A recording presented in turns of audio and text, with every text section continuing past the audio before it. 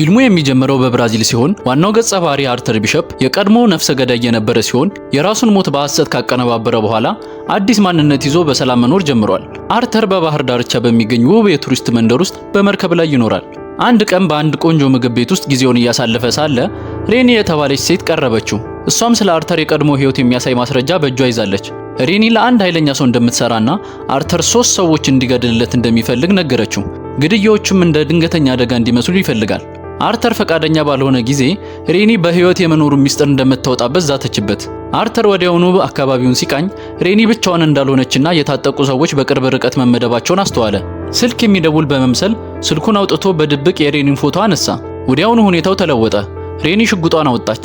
ነገር ግን እሷ ከመተኮሷ በፊት አርተር ጠረጴዛውን ወደ እሷ በመግፋት ኢላማዋን አሳታት። በአካባቢው የነበሩ ተወሮበላዎች ጥቃት ሰነዘሩበት። አርተርም ለማምለጥ ሲል በአቅራቢያው በሚያልፍ መኪና ጣሪያ ላይ ዘለለ። ሬኒና ሰዎቿ ተከትሎት ወደ መኪናው በመግባት በውስጥ በኩል ሊተኩሱበት ሞከሩ። በዚህ መካከል አርተር በአቅራቢያው የሚያልፍ መጓጓዣ ማሽን አየና ሳያንገራግር እሱ ላይ በመዝለል አመለጠ። ምሽት ላይ አርተር ወደ መርከቡ ሲመለስ አጠራጣሪ ሰዎች በውስጥ ፍተሻ ሲያደርጉ አየ። ሪሞት መቆጣጠሪያ በመጠቀም አስቀድሞ ለድንገተኛ አደጋ ያዘጋጀውን ፈንጂ አፈነዳው። መርከቧን ፈንድታ ዘራፊዎቹ ተገደሉ። ከጥቂት ቀናት በኋላ አርተር በታይላንድ ወደሚገኝ ራቅ ያለ ደሴት በመሄድ የድሮ ጓደኛው ሜይን አገኛት። ሜይም ለዓመታት ሳይነካ የቆየውን የድሮ ጎጆውን እንድትጠቀምበት ፈቀደችለት። ሜይ ከሄደች በኋላ አርተር ከእንጨት ወለሉ ስር የተደበቀ ክፍል ከፍቶ ከብዙ ጊዜ በፊት የደበቃቸውን መሳሪያዎች አወጣ። በሚስጥራዊ ሲስተም በመጠቀም በሬኒ ማንነት ላይ ምርመራ ማድረግ ጀመረ። ብዙም ሳይቆይ እሷ የምትሰራው ክሬን ለተባለና ከአርተር የድሮ ጨለማ ህይወት ጋር ግንኙነት ላለው ሰው መሆኑን አወቀ። በማግስቱ ጂና የተባለች ሴት የመጀመሪያ እርዳታ ቁሳቁሶችን ለመጠየቅ ሜይ ጋር መጣች። ሜይ በጂና አካል ላይ የመቁሰል አደጋዎችን ብታስተውልም ጂና ምንም ነገር ሳትናገር ሄደች። በዚያው ምሽት ሜይ ከጂና ጀልባ ውስጥ የጩኸት ድምጽ ሰማች። ፍራንክ የተባለ ሰው በጂና ላይ ከፍተኛ ጥቃት እያደረሰባት ነበር። ሜይም ስለ ደህንነቷ በመስጋት አርተርን እርዳታ ጠየቀች። ምንም እንኳ አርተር ጣልቃ መግባት ባይፈልግም ለሜይ ሲል ወደ ጀልባዋ ሄደ። ፍራንክ ጂናን እንዲለቃት ቢነግረውም ፍራንክ ጥቃት ሰነዘረበት። በጠቡ መካከል ፍራንክ በድንገት ወደ ኋላ ወድቆ ጭንቅላቱ ብረት ላይ ተመታና ወዲያውኑ ሞተ። ጂና በድንጋጤ ራሷን ሳተች። አርተር ጀልባዋን ሲፈትሽ ሜይ ጂናን ወደ ዳርቻ አወጣቻት። አርተር በጀርባ ውስጥ ሽጉጥ፣ የጂናን ፓስፖርትና የአርተር ፎቶ ያለበት ስልክ አገኘ። ይህም ሁኔታ የተቀነባበረው ወጥመድ መሆኑን ተረድቶ ጀልባዋን አቃጠላት።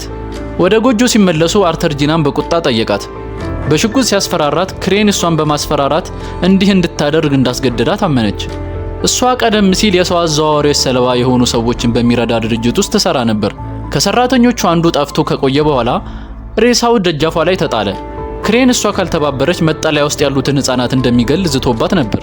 አርተር ከጀልባ ላይ ሆኖ የሚከታተሏቸውን የክሬን ሰዎች አስተዋለ። እነሱን ለማታለል አርተርና ጂና እንደ ፍቅረኛ በመሆን የታይላንድን ባህላዊ ስርዓቶች መከወን ጀመረ። በዚያ ምሽት የየራሳቸውን አሳዛኝ ያለፈ ታሪክ ተጨዋወቱና ይበልጥ ተቀራረቡ። አርተር ህፃናቱን አደጋ ላይ ሳይጥል እሷ እንድታመልጥ እንደሚረዳት ቃል ገባላት። እንደውም የክሬንን ትዕዛዝ ከመፈጸም ይልቅ እሱን ለመግደል እንዳቀደ ነገራት። አርተር ተመልሶ እንዲመጣ ቃል ኪዳን እንዲሆን የአባቱን ሰዓት ለጂና ሰጣት። ነገር ግን ፖሊሶች በድንገት በመድረሳቸው እቅዳቸው ተበላሸ። ከፖሊሶቹ አንዱ ለክሬን የሚሰራ ነበር። ከጸብ በኋላ ጂና ተጠለፈች። ጂናን ለማዳን አርተር ክሬንን ለማግኘት ተስማማ። ክሬንም ጂናን ለመልቀቅ አርተር 3 ግድያዎችን እንደ ድንገተኛ አደጋ አስመስሎ እንዲፈጸም አስገደደው።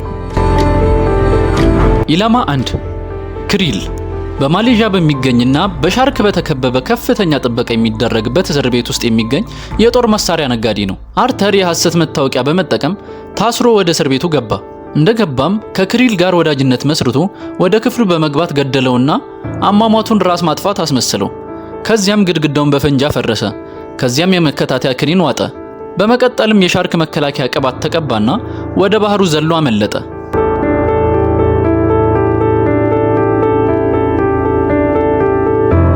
ኢላማ 2 ኤድሪያን ኩክ በአውስትራሊያ የሚገኝ የሰው አዘዋዋሪ። አርተር ወደ አንድ ዘመናዊ ህንጻ በመግባት መሬቱ መስታወት በሆነ የመዋኛ ገንዳ ስር ፈንጂ አጠመደ። ኩክ ሊዋኝ በገባ ጊዜ መስታወቱ ተሰባብሮ ወደቀና ሞተ።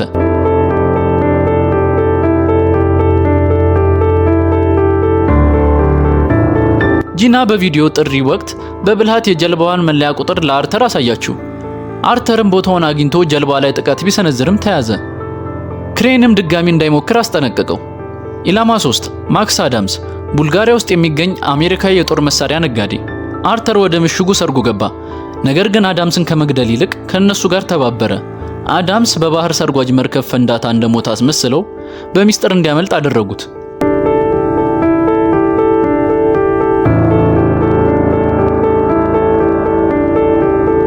ክሬን ሬሳውን ለማረጋገጥ ሰዎችን ላከ። አርተር ወደ ቦታው ተመልሶ ወጥመድ በማዘጋጀት ሰዎቹን ገደላቸው። ከዚያም በክሬን መርከብ ላይ የመጨረሻውን ጥቃት ሰነዘረ። አርተር ጠባቂዎቹን አልፎ ጂና ጋር ደረሰ። በመርከቡ ላይ ፈንጂ መኖሩን ሲረዳ ጂናን በድንገተኛ ማምለጫ ሳጥን ውስጥ አድርጎ ወደ ውጭ ሰደዳት። አርተር ክሬንን ከሰንሰለት ጋር አሰረው። ፈንጂው ሊፈነዳ ሲል አርተር በመጨረሻዋ ሰከንድ ወደ ባህሩ ዘለለ። ጂና አርተር የሞተ መሰላት። እሷም በባህር ጠባቂዎች እርዳታ ወደ ካምቦዲያ ተመለሰችና ከህፃናቱ ጋር ስራዋን ቀጠለች። ከጥቂት ቀናት በኋላ አርተር በህይወት መኖሩ ታወቀ። ፊልሙን በድጋሚ በመገናኘታቸውና ከክሬን ነፃ በሆነ አዲስ ህይወት ተጠናቀቀ። ትረካው ከተመቻችሁ ላይክ እና ሰብስክራይብ ማድረግ እንዳይረሳ።